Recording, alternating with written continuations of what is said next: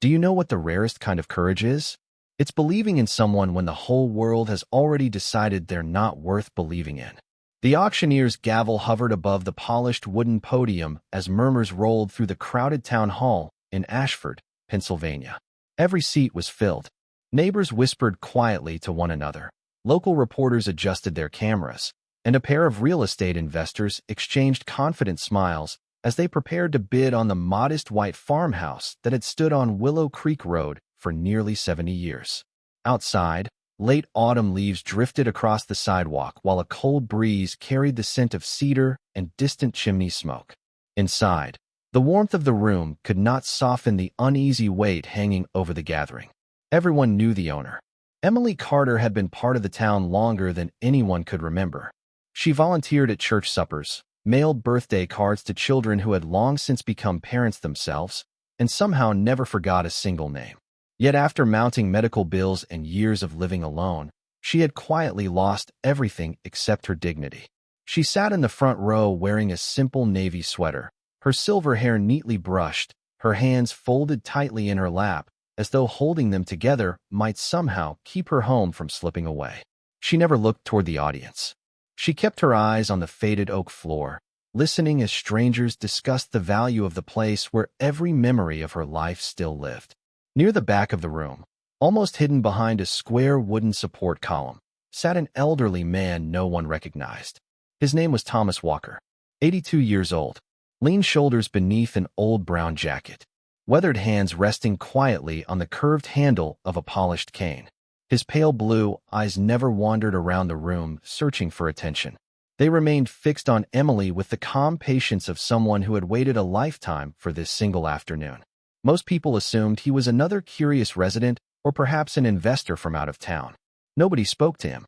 Nobody noticed the tiny leather notebook tucked carefully into his jacket pocket, its edges softened by decades of use. The auctioneer cleared his throat. "We'll begin the bidding at $180,000. A paddle lifted almost immediately. Then another. Numbers climbed with practiced speed. Voices remained polite, detached, businesslike. Every increase pushed Emily a little farther into silence. She closed her eyes only once, drawing a slow breath that trembled despite her effort to hide it. Thomas never moved. The bidding continued. 200,000. 210. 225. The room pulsed with quiet anticipation until, at last, Thomas slowly stood. The scrape of his cane against the hardwood floor echoed far louder than it should have. Heads turned. Conversation stopped. The auctioneer adjusted his glasses. "Yes, sir." Thomas's voice was low, steady, almost gentle. $300,000. The room froze. Reporters looked up from their notebooks. Investors frowned. Emily turned for the first time, studying the unfamiliar face behind her with puzzled eyes. She searched her memory, but found nothing. Thomas met her gaze for only a brief moment before offering the faintest smile. It carried no triumph, no pride, only an unmistakable warmth that belonged to another lifetime. Then, before anyone could speak again, he quietly added, "This house was never meant to belong to strangers." The auction ended not with applause, but with silence. The sharp crack of the gavel echoed across the room before dissolving into an uneasy stillness that seemed to linger in the old wooden beams overhead. Nobody argued with the final bid. The investors quietly lowered their paddles, exchanging confused glances as they gathered their folders. To them, the farmhouse had simply become too expensive. To Thomas Walker, it had never been about money. It had never been about the land, the weathered porch, or the aging maple tree standing beside the gravel driveway. Emily remained seated even after everyone else began rising from their chairs. She looked toward the stranger again, trying to understand why someone she had never met would spend so much to purchase a house that needed repairs, a roof that leaked whenever spring storms rolled through western Pennsylvania, and a furnace that groaned louder each winter. The answer did not exist anywhere inside her memory. Thomas reached into the inside pocket of his worn brown jacket and gently removed a small leather notebook. Its cover had faded from deep chestnut to soft tan after decades of careful handling. The corners were rounded from years of being carried close to his heart. His thumb rested quietly against the edge before he slipped it back into his pocket without opening it. He had carried that notebook across countless highways, through lonely motel rooms, crowded airports, and quiet Sunday mornings. Some people carried photographs. Thomas carried promises. Outside, the afternoon sky had turned pale gray.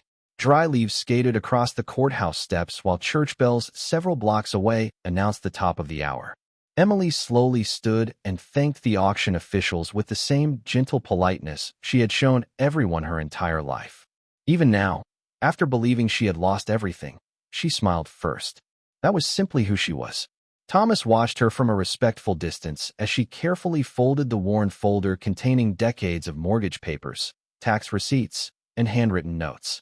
He noticed she still organized everything with remarkable precision, exactly as she always had. Time had softened her hair and slowed her walk, but it had never changed the quiet grace she carried into every room. Emily finally approached him, offering a hesitant smile filled with both gratitude and uncertainty. "Sir," she said softly, "I do not understand why you did what you just did." Thomas looked into her eyes for several long seconds. They were older now, framed by gentle lines earned through years of kindness and worry, yet they were unmistakably the same eyes he remembered. Calm, honest, patient. He almost answered. The words rose to the surface before settling back into silence. Instead, he simply nodded and replied, "Sometimes a house is worth far more than the wood it is built from." Emily studied his face again, hoping recognition would suddenly appear, but the years had transformed them both too. Completely. She thanked him once more before slowly walking toward the exit, disappearing into the cool autumn afternoon beneath a shower of golden leaves. Thomas remained alone inside the nearly empty hall. Only when the last footsteps faded did he remove the leather notebook once more. This time he opened it carefully. Tucked between its yellowed pages rested a faded receipt from a small diner dated October 19, 1969. Across the back, written in neat blue ink that had barely survived the passing decades, were 7 simple words that had quietly guided the rest of his life. "You still matter. Do not give up." Beneath the message was a signature that had never left his memory. Emily Carter. Thomas drove away from the town hall, just as the first drops of cold rain began tapping against the windshield of his aging pickup truck. The windshield wipers swept back and forth with a familiar rhythm that somehow matched the steady beat of memories he had spent more than 50 years carrying in silence. He followed the narrow 2-lane highway out of Ashford, passing red barns, weathered fences, and fields already stripped bare after harvest. The countryside looked peaceful now, but peace had once felt like something impossible to imagine. He pulled into a quiet roadside overlook several miles outside town and turned off the engine. The only sound that remained was the soft patter of rain across the roof. Slowly, he reached for the leather notebook again. This time he opened it all the way. Tucked behind the faded receipt was an old black and white photograph no larger than a postcard. It showed a small neighborhood diner with a hand-painted sign that read Carter's Family Cafe. The edges of the picture had curled with age, but one figure remained perfectly clear. A young woman stood behind the counter wearing a simple waitress apron, smiling at the camera with the same gentle kindness that still lived in her eyes today. Thomas stared at the photograph until the rain outside seemed to disappear. The autumn afternoon faded into another season, another lifetime. October 1969. He had been 25 years old, carrying one duffel bag and far more invisible weight than anyone could see. Returning home had not felt like coming home at all. The factory where he had once worked no longer had a position waiting for him. Interviews ended before they truly began whenever employers noticed the gaps in his resume or heard where he had spent the previous years. Friends had quietly drifted away. Even neighbors who had once waved from their porches now seemed unsure what to say when they passed him on the sidewalk. He had stopped explaining himself because every conversation ended the same way, with polite smiles that never reached anyone's eyes. One cold evening he wandered into a small diner simply to escape the wind. He counted the coins in his pocket before opening the door, already knowing they would not be enough for a full meal. The warm smell of fresh coffee, baked bread, and cinnamon wrapped around him like a forgotten memory. A bell above the entrance chimed softly as he stepped inside. Most of the booths were empty except for a few regular customers finishing dinner. Behind the counter stood a young waitress with chestnut hair pulled neatly behind her shoulders. She looked up from filling a coffee cup and smiled as though she had been expecting him all along. There was no hesitation in her expression, no cautious glance, no silent judgment. Just a simple welcome that asked nothing in return. She picked up a menu, walked toward him, and said, "Good evening. You look like you could use something warm." Thomas lowered his eyes toward the coins resting in his hand. "I do not think I have enough," he admitted quietly. The young woman glanced at the coins for only a second before gently closing his fingers around them. Then she smiled again and pointed toward a booth beside the window. "Sit down anyway," she said. "We will figure the rest out later." For the first time since coming home, someone had spoken to him as though he still belonged somewhere. Thomas slid into the booth beside the rain-streaked window, unsure whether he had just accepted a meal or an act of kindness he could never repay. The old vinyl seat creaked softly beneath him while the warmth inside the diner slowly chased away the chill that had settled into his bones. Outside, passing headlights shimmered across wet pavement, but inside Carter's family cafe, everything moved with an easy rhythm. Coffee cups clinked gently against saucers. A radio behind the counter played quiet country music. Someone laughed near the kitchen as fresh biscuits came out of the oven. It was the sound of ordinary life, something Thomas had almost forgotten existed. The young waitress returned carrying a steaming bowl of chicken noodle soup, 2 slices of homemade bread, and a thick ceramic mug filled with fresh coffee. She placed everything in front of him with the same care she might have shown an old family friend. Thomas looked at the meal, then back at her. "There has been a mistake," he said quietly. "I only asked if I could afford a cup of coffee." She smiled and shook her head. "The soup was going to be left over tonight anyway. My mother always says nobody should leave here hungry." Thomas knew that was probably not true. The soup smelled too fresh, the bread still carried the warmth of the oven, and the butter had only just begun to melt across its golden crust. Yet he did not argue. Pride had already taken enough from him. As he lifted the spoon, the first bite almost stopped him. He had forgotten what comfort tasted like. Not because the recipe was extraordinary, but because someone had served it without asking him to explain himself first. The young waitress noticed his hesitation but never stared. Instead, she wiped nearby tables, refilled coffee for other customers, and quietly gave him the dignity of being left alone. Nearly 20 minutes passed before she returned with the check folded neatly beneath the coffee mug. Thomas reached into his pocket and slowly counted every coin he had. He already knew it would not be enough. Before he could apologize, she gently picked up the receipt, smiled, and tore it in half. "You can pay next time," she said. Thomas lowered his eyes. "I may never have enough for next time." She leaned lightly against the booth across from him, her expression thoughtful rather than sympathetic. "Then you can simply come back when life gets better." He let out a quiet breath. That almost sounded like a laugh, though he had not laughed in months. "I'm not sure it will." For the first time, she looked directly into his eyes. There was no pity there, only quiet certainty. "I think it will," she answered. "Sometimes people just need one person to believe they are going to make it." Those words settled somewhere deep inside him, somewhere untouched by disappointment or loneliness.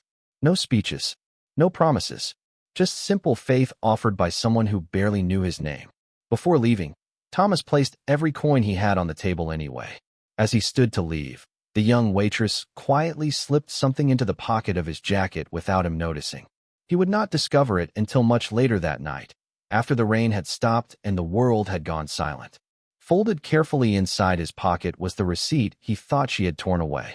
On the back, written in careful blue ink, were 7 words that would follow him for the rest of his life. "You still matter. Do not give up." Thomas found the folded receipt only after he reached the tiny apartment he had rented above an aging hardware store on the edge of town. The room was barely large enough for a narrow bed, a wooden chair, and a small table facing a single window that overlooked the railroad tracks. Every few hours a freight train rolled past, rattling the loose glass and reminding him that other people were always going somewhere, while he remained uncertain where his own life was headed. He carefully unfolded the receipt beneath the yellow glow of a small lamp. The blue ink had already begun to dry, but the handwriting was clear and steady. He read the 7 words once, then again, then a third time. They were not complicated. They carried no grand promises, and offered no miraculous solution. Yet somehow they felt stronger than every speech he had heard since returning home. The next morning, he folded the receipt with almost ceremonial care and slipped it into his wallet before walking across town to another job interview. The answer was still no. The factory supervisor apologized politely, explaining that business had slowed and someone with more recent experience had already accepted the position. Thomas thanked him anyway and walked back into the cold November air. A month earlier, another rejection like that would have sent him back to his apartment, convinced that nothing would ever change. This time he kept walking. The note remained in his pocket, and for reasons he could not fully explain, so did hope. During the following weeks, he returned to Carter's family cafe whenever he managed to save enough money for a simple meal. Emily never treated him like a charity case. She remembered how he liked his coffee, asked whether he had been staying warm, and somehow found ordinary things to talk about that had nothing to do with the burdens he carried. Sometimes they discussed the weather. Sometimes the changing colors of the maple trees outside the diner windows. Sometimes they laughed about the old jukebox that always skipped the same song. She never asked questions he was not ready to answer. She understood that silence could also be a conversation. One snowy afternoon, Thomas admitted that he had been searching for steady work without success. Emily disappeared into the kitchen for several minutes before returning with a folded piece of paper. "There is a furniture workshop on Maple Street," she said. "The owner comes in every Thursday morning for breakfast. He mentioned they need someone dependable. I told him I knew exactly the person to call." Thomas stared at the paper before looking back at her. "You barely know me," he said quietly. Emily smiled as though the answer were the simplest thing in the world. "I know enough." Those 3 words settled beside the 7 she had already given him. The workshop hired him 2 days later. It was not glamorous work. He sanded oak tables, repaired old rocking chairs, and restored cabinets that other people had nearly thrown away. The pay was modest, but every Friday afternoon he carried home an honest paycheck earned with his own hands. Months slowly became years. Life never became perfect, but it became steady. Through every promotion, every apartment, every new beginning, the faded receipt remained tucked safely inside his wallet. As time passed, Thomas realized something remarkable. He could no longer remember what he had ordered during that first meal at the diner, but he remembered every word Emily had written because kindness has a way of outliving even the sharpest memories. The years moved quietly, carrying Thomas farther from the frightened young man who had first stepped into Carter's family cafe with little more than loose change in his pocket. He became the foreman at the furniture workshop, then eventually opened a small restoration business of his own. He repaired old rocking chairs, handcrafted dining tables, and family heirlooms that people believed had reached the end of their lives. Thomas always smiled when customers called him a craftsman because he knew he had simply learned to treat broken things with patience. Perhaps that was why people trusted him. He never rushed what deserved care. Somewhere along the way, the diner closed after Emily's parents retired. The building was eventually sold and turned into a pharmacy. Life carried everyone in different directions. Thomas accepted work in another county, then another state, following opportunities he had never imagined would exist. The years filled with ordinary blessings. He purchased a modest home, hired apprentices, and quietly donated furniture to families who had lost everything in house fires or floods. He never spoke about why helping strangers mattered so much. Only one object traveled with him through every move. The faded receipt remained inside the same leather notebook, protected between 2 blank pages where sunlight could not steal the blue ink. Nearly 5 decades passed before Thomas heard Emily's name again. It happened on an ordinary Tuesday morning while he drank coffee and read the local newspaper at his kitchen table. A small article near the bottom of the page caught his attention. It announced a community fundraiser to help longtime resident Emily Carter remain in her family home after overwhelming medical expenses and rising property taxes had placed the house at risk. Thomas read the article once, then again much more slowly. A small photograph accompanied the story. Her hair was silver now. Her smile carried the quiet grace he remembered from long ago. Time had changed every detail except the kindness in her eyes. He folded the newspaper carefully and placed it beside the leather notebook. For several minutes, he simply stared through the kitchen window where early morning sunlight rested across the maple trees in his yard. Birds gathered beneath a weathered feeder, while while a cool breeze stirred the fallen leaves across the grass. The world looked peaceful, yet his heart refused to stay still. He wondered whether she would remember the young man who had arrived hungry on a rainy evening more than half a century earlier. He suspected she would not. Emily had probably served thousands of customers over the years. To her, that evening might have been nothing more than another shift at the diner. But Thomas remembered every detail. He remembered the warmth of the soup, the sound of the bell above the door, the smell of fresh bread, and 7 handwritten words that had quietly rebuilt an entire life. That afternoon, he drove back to Ashford for the first time in decades. He did not visit the old diner because it no longer existed. Instead, he parked across the street from Emily's farmhouse. The white paint had faded, the porch sagged slightly, and the flower beds that once framed the front walk had given way to patches of tall grass. Yet the house still stood with quiet dignity, just like the woman who lived inside. Thomas remained in his truck until sunset, watching warm golden light settle across the old porch. He made one promise before starting the engine. No matter what it cost, she would never lose the place where a lifetime of kindness had begun. Thomas spent the next 3 days making certain that every detail remained invisible. He met quietly with an attorney before sunrise, arranged the purchase through a legal trust, and instructed everyone involved that his name was never to be mentioned unless there was absolutely no other choice. The attorney looked at him with understandable curiosity. "Most people want recognition for something like this," she said as she organized the closing documents across her polished desk. Thomas smiled faintly and shook his head. "Then they are buying attention," he replied. "I am only trying to keep a promise." By the end of the week, every outstanding tax bill had been paid. The overdue mortgage balance disappeared. Funds were placed into a maintenance account to repair the aging roof, replace the failing furnace before winter arrived, and restore the front porch that had begun to lean with age. Thomas approved each expense with the same quiet care he once used while restoring fragile antique furniture. Every decision carried the same simple thought. Emily had protected his future once without asking for anything in return. Now it was his turn to protect hers. Early the following Monday morning, local contractors arrived at the farmhouse. Emily opened the front door wearing an old gray cardigan, surprised to find several pickup trucks parked along the gravel driveway.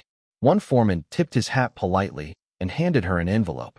"Ma'am," he said, "we have authorization to begin repairs today." Emily blinked in confusion. "There must be some mistake. I cannot afford any repairs." The foreman smiled kindly. "Everything has already been taken care of." She looked from the envelope to the workers unloading lumber, shingles, and paint supplies. The crisp autumn air carried the scent of fresh pine boards as hammers and ladders were carefully organized across the lawn. Inside the envelope was a single typed page explaining that the property had been secured, all debts had been satisfied, and future maintenance had been funded through an anonymous benefactor. There was no signature, no business logo, no explanation. Emily lowered herself slowly onto the porch swing, reading the letter again and again as though different words might appear each time. Across the street, neighbors quietly gathered near their mailboxes, wondering who could have done something so extraordinary without ever stepping forward to claim it. Thomas watched from inside his truck parked half a mile away beneath a row of tall oak trees overlooking the valley. Through a pair of old binoculars, he could barely make out the tiny white farmhouse standing peacefully against the rolling Pennsylvania hills. He saw workers climbing carefully onto the roof. He saw Emily speaking with them, her expression filled with disbelief rather than celebration. Most of all, he saw something he had hoped to see ever since reading the newspaper article: relief. It was subtle, almost impossible to notice unless someone had carried heavy burdens themselves. Her shoulders relaxed for the first time. The worry that had quietly settled across her face seemed to lift with the cool morning breeze. Thomas closed the binoculars and rested them gently on the passenger seat. He did not need thanks. He did not need Emily to know his name. Watching hope quietly return to the woman who had once restored his own was more than enough. As he started the engine, the leather notebook slipped from the dashboard onto his lap. The faded receipt peeked out from between its worn pages, reminding him that the smallest kindness can continue working long after the person who offered it has forgotten it was ever given. Emily could not let the mystery rest. Every contractor she asked gave the same respectful answer. They had been hired through an attorney. Every invoice had already been paid. Every instruction had been clear. The benefactor wished to remain anonymous. That answer only deepened the question that now filled her quiet evenings. She searched through old address books, called former co-workers, and even visited the county records office hoping to discover who had quietly stepped into her life at exactly the moment she needed help the most. Days passed without answers. Then, one chilly afternoon, she stopped by the attorney's office carrying a homemade apple pie wrapped carefully in a checkered kitchen towel. She smiled warmly as she placed it on the receptionist's desk. "I know you cannot tell me very much," she said gently, "but if there is any message I could leave for the person who helped me, I would be grateful." The receptionist hesitated before disappearing into the back office. Several minutes later, the attorney herself appeared, holding a thin folder. She studied Emily for a long moment before speaking. "My client specifically requested complete privacy," she said softly. "But he also told me that if you ever came here in person, I could give you one thing." She reached into the folder and removed a photocopy of an old restaurant receipt. Time had faded the original handwriting, but 7 familiar words remained perfectly visible across the back. "You still matter. Do not give up." Emily stared at the page. The office around her seemed to fall away. She knew those words. She remembered writing them on a rainy evening more than 50 years earlier. She remembered slipping the receipt into the pocket of a quiet young man who had looked as though life had forgotten him. Tears gathered slowly in her eyes, not from sadness, but from the overwhelming realization that one small gesture she had nearly forgotten had survived half a century inside someone else's heart. "Who was he?" she whispered. The attorney smiled gently. "His name is Thomas Walker." Emily repeated the name under her breath. At first it felt unfamiliar. Then another memory surfaced. A young man sitting alone beside the diner window. A worn jacket drying beside the heater. Hands wrapped around a warm coffee mug as though it were the first moment of peace he had experienced in a very long time. She remembered the quiet smile he gave her before leaving. She remembered watching him walk into the rain carrying only a small duffel bag. She had often wondered whether life had eventually been kind to him. Now she finally had her answer. The attorney handed her a folded card with a single address written neatly across the front. "He did not ask me to give you this," she admitted. "But after everything I have learned, I believe he deserves the chance to hear one more thank you." Late the next afternoon, Emily followed a winding country road lined with towering maple trees glowing gold beneath the autumn sun. At the end of the lane stood a modest white workshop with wide windows and flower boxes beneath each sill.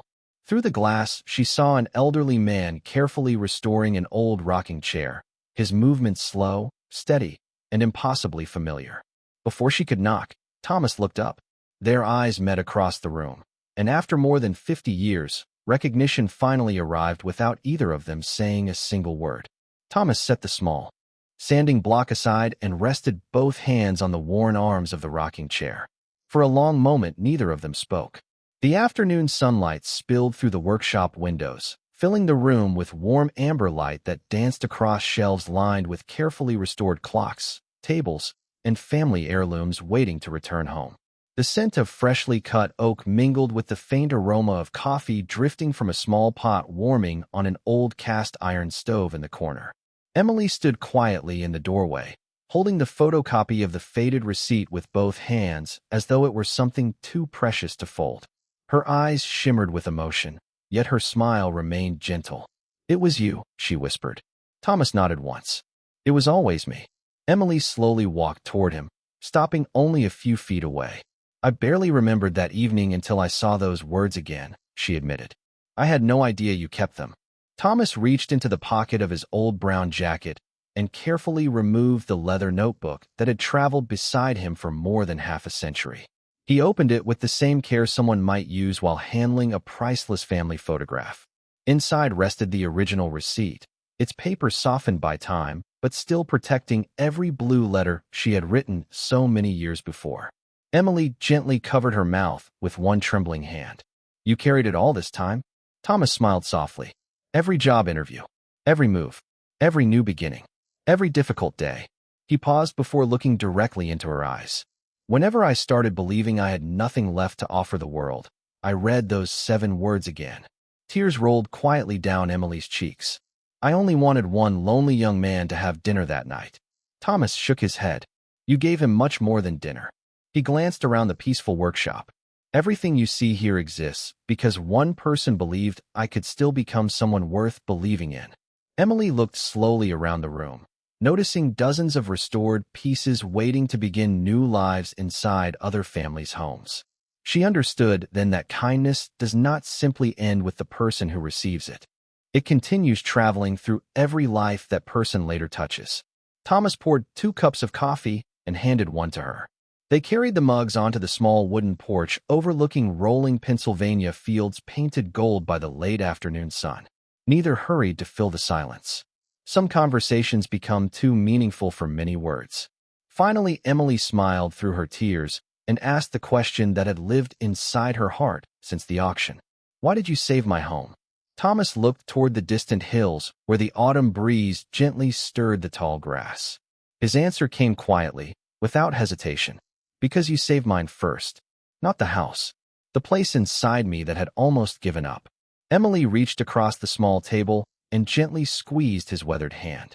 They remained there until the sun slipped below the horizon, watching long shadows stretch across the fields while the first evening stars appeared above the quiet countryside. Nothing more needed to be explained. Some debts cannot be measured in dollars, and some gifts cannot be repaid with words alone. They can only be honored through a lifetime of remembering. And perhaps that is the quiet truth most people discover too late. The smallest act of faith offered to someone who feels forgotten may outlive every trophy, every title, and every achievement, quietly changing generations long after the moment itself has faded from memory.